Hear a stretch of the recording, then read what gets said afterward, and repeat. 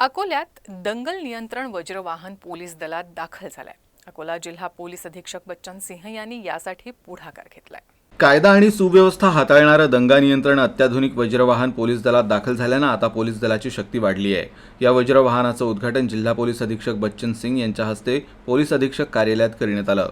वज्रवाहनात दंगल नियंत्रणाकरता अत्याधुनिक साधनसामग्रीचा वापर करण्यात आलाय।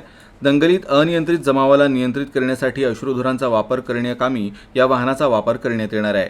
यामध्ये जनरेटर लाइटिंग व्यवस्था असून फ्लॅशलाइट तसंच सायरन इत्यादीचीही व्यवस्था आहे। पुढील काळात कायदा आणि सुव्यवस्था राखण्याकरता या वाहनाचा वापर करण्यात येणार आहे, असं प्रसिद्धी पत्रकाद्वारे कळवण्यात आलं आहे।